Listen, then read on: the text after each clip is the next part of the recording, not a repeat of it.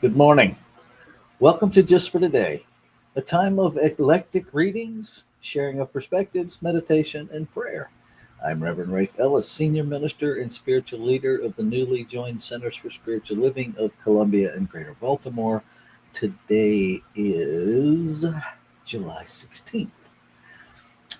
And this morning I'm reading from No Ordinary Moments, A Peaceful Warrior's Guide to Daily Life by Dan Millman, author of Way of the Peaceful Warrior. And I opened it up to page 128, Tools for Transformation. And my eyes landed on Strengthen the Weakest Link. And so here's what it offers us. Those of us who have special difficulties, those of us who have special difficulty with a particularly challenge. Okay, my eyes are not following my lips. Let me start over. Those of us who have special difficulty with a particular challenge in life stand to benefit the most from overcoming it.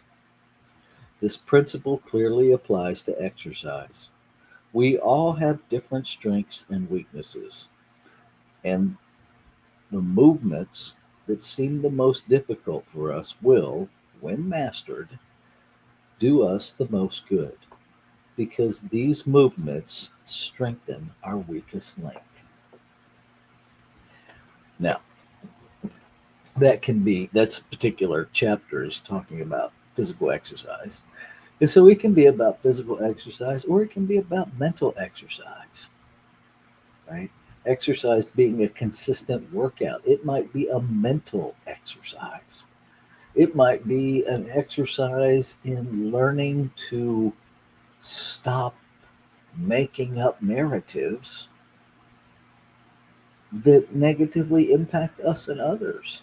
It might mean practicing the exercise of letting go of the outcome. It could be anything. But what I hear it offering us is when it's difficult to understand that the difficulty simply is pointing out a weakness that we get to build up, to strengthen. That a weakness in a muscle group, a weakness in a behavior, a weakness in a mindset doesn't equal a weakness in the person, right? I can have the opportunity to strengthen my meditation practice. I might be weak in meditation. That doesn't mean I am a weak person. It means my meditation practice is weak, right? I have weakness in my shoulder that I'm working with. Doesn't mean my whole body's weak. It means some of the muscles in my shoulder have atrophied from lack of use, and I get to use them at a measured, sane pace to build them up. And so, what Dan Millman is offering us is first recognize that the evidence of weakness is an opportunity to strengthen, to embrace that the thing that challenges us most will benefit us the most if we'll just lean into it, to strengthen it, and then to engage in regular exercise, regular practice in order to strengthen that weakest part of ourselves. What a beautiful invitation. And so we get to do that. And I invite you to really begin to language it and think about it as you get to do that. You don't got to do it. Clearly, if we had to do it, we wouldn't even be having this conversation. It wouldn't even be in a book. It would just be we have to, so we do. But we don't. We don't have to. We get to. And when we get to, my experience, when I flip it to I get to, then I choose to. And when I choose to, I actually do it and enjoy it. So that's what is alive in me to offer this morning. Um, and so I will reread the paragraph one more time and take us into our time of meditative practice. Again, it's a practice, it's an exercise to build and strengthen our being present in the moment with whatever is. Okay? So it's practice. Here we go. Strengthen the weakest link. Those of us who have special difficulty with a particular challenge in life stand to benefit the most from overcoming it. This principle clearly applies to exercise. We all have different strengths and weaknesses, and the movements that seem the most difficult for us will, when mastered, do us the most good because these movements strengthen our weakest link. So let's take that into our time of meditation.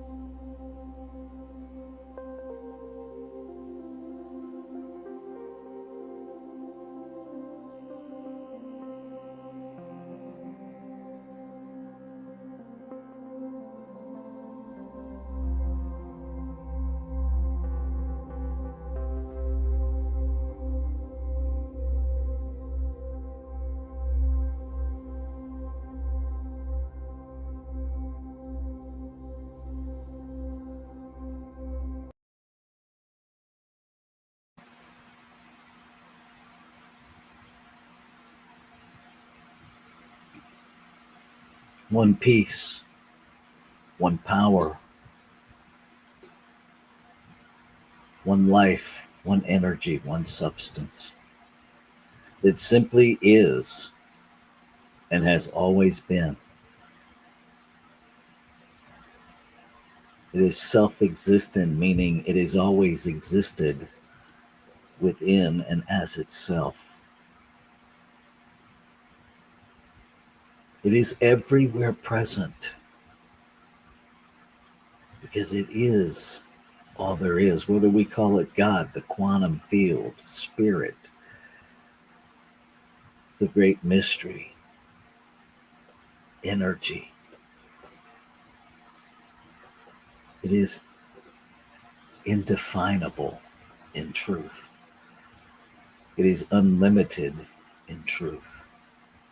It is all of reality expressed and simultaneously infinite possibility, unformed, waiting to be expressed, waiting to be imagined and expressed. Life itself expressing in the multiplicity and complexity of individualized form, creating out of itself. Its creation is all inclusive of itself, and itself is all inclusive of its creation. They're one and the same. And so I know that I am that in form, and yet all of the infinite is not me. I am an individualized expression of it, empowered with the agency of it, empowered with the freedom to use consciousness to set life expressing in motion without restriction.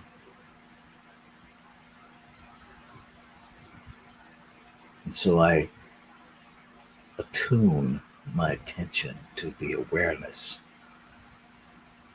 of the desire within me to express, recognizing that is a desire of the infinite to express life as me. I tune my awareness to the reality that the desire of every individualized expression to express is a desire of the infinite to express as each individualized expression. And so I choose to live in this symbiotic relationship of curiosity, allowing the individualized me to be fully engaged and inseparable with the collective me, the I am of life, being the I am, meeting itself in curiosity, exercising understanding, exercising curiosity, exercising listening, exercising inquiry to know more deeply, to understand more deeply, to experience more deeply the divine self that is never separate from the human self. This is my choice. This is my choice to exercise that weakest link within the body of creation, knowing that as that link is strengthened, all sense of separation is healed. And that oneness, the reality of one, is strengthened over and over again. Undeniably, the activity of wholeness by exercising,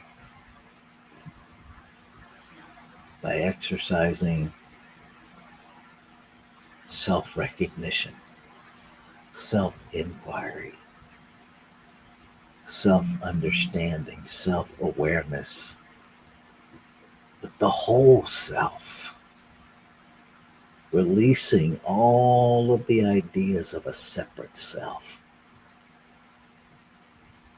knowing that the word spoken is the word fulfilled. And so I know that the activity of this thing I call my life just got intensified to experience the whole, that opportunities to understand just increased, that opportunities to explore just increased.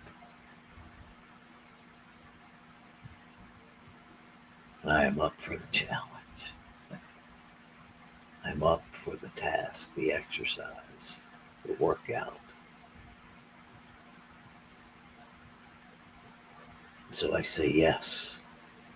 Yes to mentally, emotionally, intellectually, spiritually, including every expression of life in my individualized experience.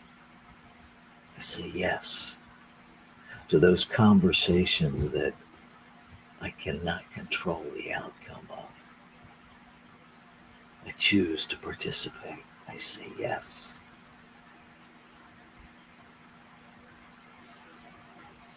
And I celebrate. I celebrate every messy moment of this glorious journey of self-discovery. The whole self.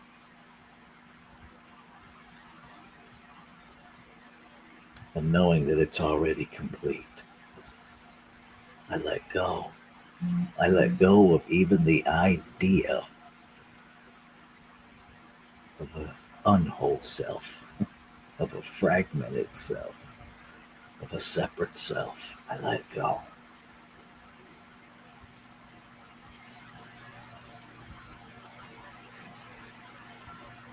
Ashe. Shalom. Aho. Amin. Amen. And so it is. Namaste.